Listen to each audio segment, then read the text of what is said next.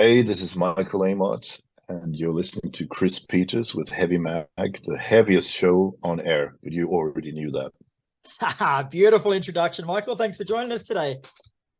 Mm, thank you. Yeah, thank you for having me. More than welcome, mate. So Arch Enemy returned to Australia and New Zealand for a run of shows starting in Auckland on February the 12th before going through Adelaide, Brisbane, Sydney, and Melbourne and finishing in Fremantle on February the 19th. So what delights can we expect from you guys on the tour, mate? Well, there's going to be four guys and one girl. Yeah. Yeah. We're going to be playing music. We're going to be playing a selection of tunes from our catalog of recorded music. No, I mean it's going to be great. We've had some really great touring already under our belts for our latest album is called Deceivers. It came out in August last year. So we've been out touring already since April. We started in the States, and then we did like festivals in Europe, and we just did a 3-month trek throughout Europe and Latin America, all in one go, 3 months out on the road as well, right before the holidays. So that was pretty intense. So I think the band is firing on all cylinders now. It feels great. I mean, yeah, we're all excited about coming back to Australia. It's been a long time, 5 years, and unbelievable. So I mean, it's always a treat for us to come down there, and yeah, looking forward to it. Sure. And as you just said, mate, like you were out here last in 2018, which is 5 years, man. So what has changed with Arch Enemy in that period of time? I have more great hair in my beard. Aren't we all? What has changed? Yeah, I mean, I think a lot has changed actually in 5 years. I mean, it's like with life, a lot of things have remained the same, but then some things are a little bit different on a personal level or whatever. If I look by myself 5 years ago, maybe some things are different in my life, but all for the better, all for good, and I think we're just excited to be back on stage and doing this thing again. It was looking pretty grim there for a while. We didn't really know what was. We were recording and writing and recording this new album, Deceivers, but we didn't really know for what. You know what I mean? We didn't know how it was going to be coming out or if we're gonna be able to tour it and stuff like that. So to see everything come back the way it has, and it's been just. I mean, it's been, if we ever were jaded at any point, a bit, that's all gone now. I think we're just super excited and happy all the time. Good stuff. See how long that lasts. See how long it lasts. So, as you say, man, like you released your most recent album, Deceivers, in August of last year. So how much of that are you going to be playing live on this tour? Quite a fair bit actually. On the last tour we did, I think, when we put out all these singles, you see, ahead of the album, there was a strategy that was put together by our record label, and they wanted to do a lot of singles and try this different way of. Usually we put out 2 songs of the albums out and we're on tour, but it wasn't like that this time. I think we had, by the time the album came out, we actually had 6 songs out with videos, and they were available with singles and streaming platforms and all that stuff. So those songs are really, they've gone down very well with the fans, and so we're actually playing. I think we're going to play 6 new songs in Australia. Wow, that's the new album. That's a lot, right? And but we've been doing that. We've been doing that. We did that in Europe and Latin America. It just goes down very, very well. It's kind of weird how that worked out. It was a very successful campaign. It wasn't my idea, but it worked out very well, which I can take credit for. Yeah, no, it worked. Yeah, right. Yeah, I know. No, but it was just a really a new way of releasing new music for us, and it worked out. And then, of course, we go back. We have, across the catalog of. I think we have 11. Is it 11 albums we have out? So something like that. So there's a lot of music there, Yeah. And so yeah, just excited. So just the fact that we're playing a lot of of the newest tracks means, of course, that the set list is very different to anything we've ever done before. Well, kind of a refresh. Yeah, sweet. And Deceivers was Alyssa's 3rd album as vocalist, mate. So do you think that she's growing more into a role with each album? Yeah, I think so. I think that's a fair thing to say. I mean, it's I'm not her, so I don't really know. But I think from my perspective, that's certainly true. Yes, and I feel that she has like a lot of confidence on recordings on the album. Her voice is matured, I'd say, maybe, or grown into that what it is today. And then also on stage, I think you can tell she's. I mean, I thought she was great from the first show, and from the first scream she recorded all those years ago with the band. But now, if I look back at it now, of course, I can say this is a huge difference from where then to where she is now. So I think she's definitely grown, and hopefully we've also grown a little bit as well, not only physically. So when you're writing up set list, mate, like, do you tend to sort of stack it with a few more songs from the last 3 albums which Alyssa sang on, or does it sort of not really matter? In what way? Well, because like she's sung on the last 3 albums, so is she more comfortable singing the songs that she sang? Yeah. I mean, no, she was a big fan of Arch Enemy before. She loved singing the old stuff, actually. So she knows already when she joined the band. I remember the first rehearsal, and even before she joined the band, she was like, we were just rehearsing and jamming, and she sung, a lot of what were not her songs at that time, without a lyric sheet or anything. We just played a whole bunch of songs. I mean, that was just a very seamless transition in a way, because she was such a big she listened a lot to the band. So I mean, she really enjoys singing the old stuff. We love playing the old stuff as well. But the thing that's happened with Arch Enemy is quite interesting over the last 8-9 years. Is the band has grown so much, and the songs with the last 3 albums were Eternal, Will to Power, Deceivers are our most popular that we've ever had, if you look at the numbers. And the audience reaction is always huge for those newer era songs, so it's difficult to not play them. It's obvious that people want to hear it. So but there are oldest tracks that we will always play, and then that are sort of like mainstays in the set, I think. And then there's also we try to put in a couple of old ones that we don't play all the time, So yeah, cool. So, it's difficult. We have that much music. It's difficult to put together a set list. It becomes more and more. I think you'd almost have to. But then I don't want to change the set list every night. Oh, we don't want to do that, because then it's like you get a really great set list together, and then you kind of want to bring that to the next city and do it again, for those, because if you have that great flow, if you're doing like if we play in the same city 2 nights in a row, we do change the set list. Yeah, right. But if you're moving on to another city or another country, I think, and you have to remember, a lot of people most people only see Arch Enemy once in their life, or twice, or maybe 3 times. They're not going to see 15 shows of the band in their lifetime. There are real hardcore fans that have seen 100 shows of Arch Enemy, but those are not that many, honestly. So most people only see a band for once or twice, and it's a band that they really, really like. And there are bands that I love that I've not only seen once in my life, it's that's just how it works out, isn't it? Yeah. So I think you have to play you have to do a fair representation of the catalog, respecting the history of the band, and also play all the hits, as it were. Yeah, it's sort of a hard balancing act, isn't it? It really is. That's why I try to I get involved a little bit with the set list, but at the end of the day, I'm happy to play them all, And I know our bass player Charlie he gets really involved with the set list, and that's a good thing, because I tend to think of which ones are the most fun to play, like on guitar. That one's challenging, or that one's exciting to play, but it might not go down that very well. So I don't know. So, it's good to have a little bit of he's got a different perspective on that stuff, because he didn't write them really most of the stuff. Yeah. Very cool.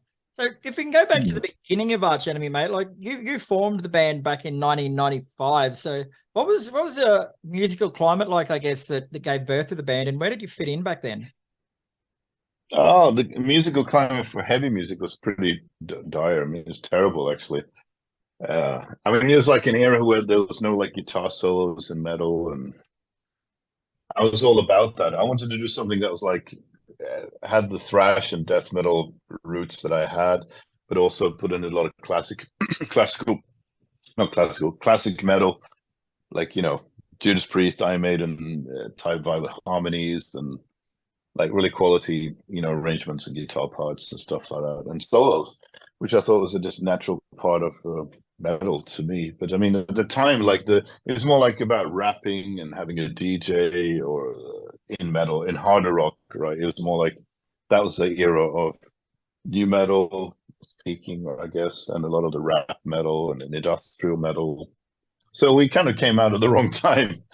But but we were embraced by the first three albums we did, we just like kind of went by unnoticed, except in Japan, where they really picked up on the band big time, and we became kind of a big sizable act over there, and we toured over there on each of those first three records as well in Japan. But then we'd go and play like a little club in front of 100 people in Germany, and then we'd play to 2,000 people in Tokyo or whatever. It was just that was just a really imbalance. Yes, there was no balance in our career then. It was just super weird, those early years, because we felt like nobody understands us except only in Japan. They really get it, and then because they were just like still into the traditional metal, they were a little bit behind the music, in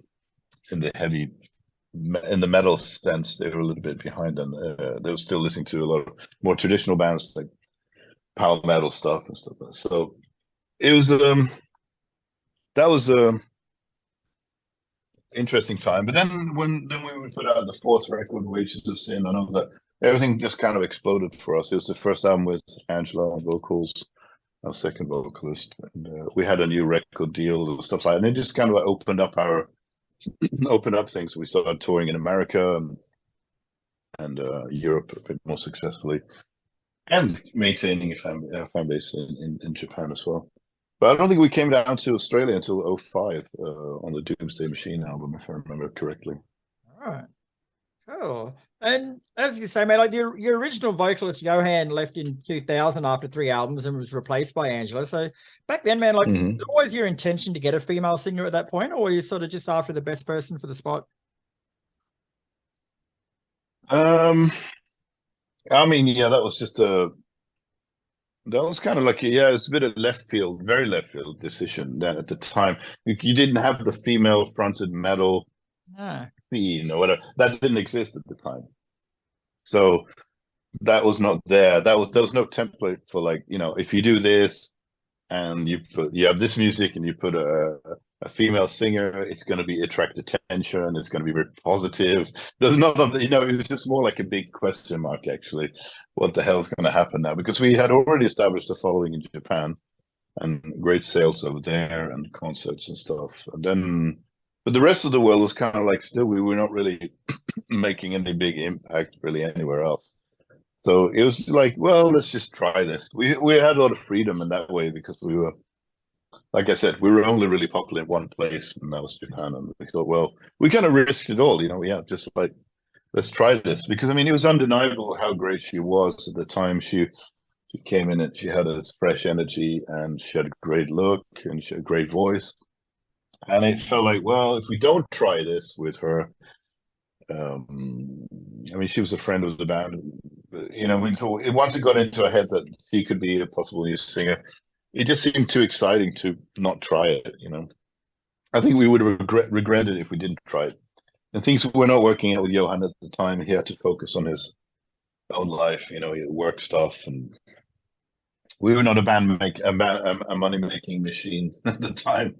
So it was early days, and it was just like he had other things to. He had his own business and stuff like that. That was just life stuff, and we're still great friends, and he's one of my oldest friends. I was in bands with him, in long before Arch Enemy as well. So in other bands, but he's a guy that I've known for a very long time. But anyway, when Angela came in, it was definitely that was like I said, I don't think it'd been done before, as far as I know, with the quality of music and musicianship and production combined with a female singer. with that kind of extreme voice. I mean, I just remember it went on for years actually when we started touring with her. It just went on for years and years and years that we'd hit the stage, and when she came out and let that first scream out, that people just tapping each other, their mate's shoulder, and just going like, "Holy shit!" Like people could not believe it. Like jaws would literally drop on the floor. And after a few years, we were like, "Well, isn't this like? Doesn't everybody know this already?" You know, it felt like it was so. Yeah, this is what she does. This is what we do. This is our enemy, and it felt like. And I remember like we get offered tours and like with Slayer, I remember, and we had to prove that it was her singing on the CD and stuff. Wow.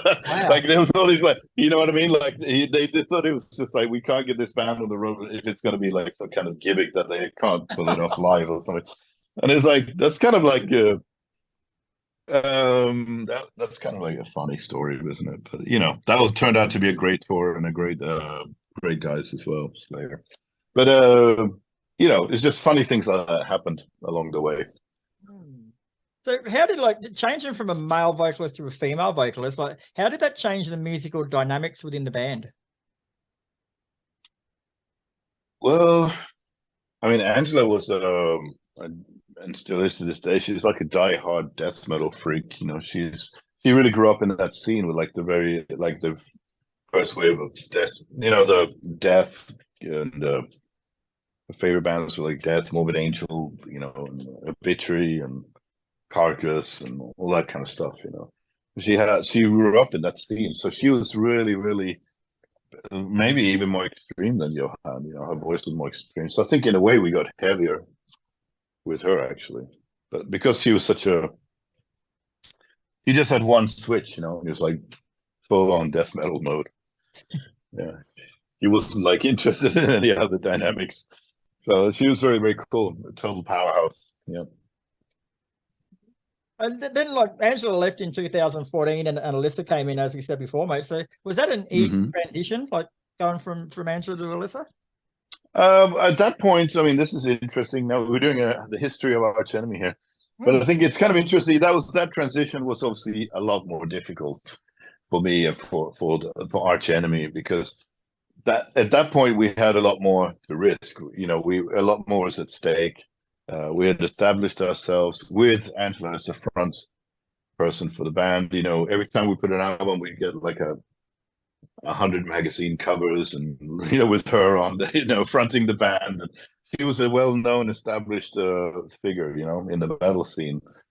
So to lose that, I felt like, oh shit, like we're losing our Bruce Dickinson, or we're losing our Rob Halford, you know what I mean? Like we're losing that, like, you know, the face of the band, the voice, of course, but also the face, you know, the image of the band. And so that was a much bigger deal, not to like belittle Johann's era of the band, but it wasn't as successful, you know what I mean? And it wasn't as well known, I should say. So yeah, well, there was a lot more at stake, you know, after 12, 13 years of working super hard on our career and building it up with Angela fronting the band.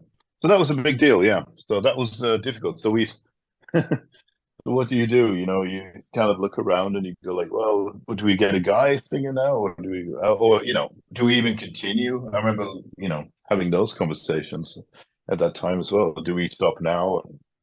I remember having a little band meeting with the founding guys, you know, me, myself, Daniel, and Charlie, and you know, drummer and bass player, and we just sat there and we just like, what do we do now? Like, do we stop the band? And we're like, yeah, maybe we should just stop. Maybe this is a good like end to the band. And then, well, I want to be in a band with you. And I want to continue being in a band with you. So what do we do? Start a new band the next day? That seemed kind of ridiculous. And we already had written like a lot of a new album as well, an upcoming record at the time.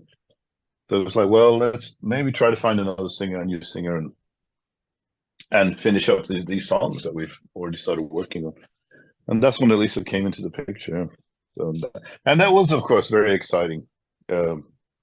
I wasn't so sure it was going to work, you know. I mean, because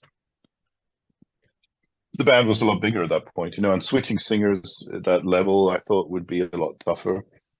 I was expecting a lot more blowback and like negative feedback on that. But I don't know. I guess times have changed to that point because and just people sort of how people react to news and how the metal scene, everything changes so quickly now, and information is a lot faster, right? So I think people got used to that idea pretty quickly, and people got excited about it, and then we started released that War Eternal title track song on the video, and I remember that was when we announced it. Like we just announced the song and the news at the same time, Right. and it just blew up. It just went crazy, and the band actually never went down. Like everything just went straight up, and we went to new levels of sort of success after that change. So that was unexpected and very, very cool. I mean, I believed in the music that we'd created, but I didn't know it was going to be that popular.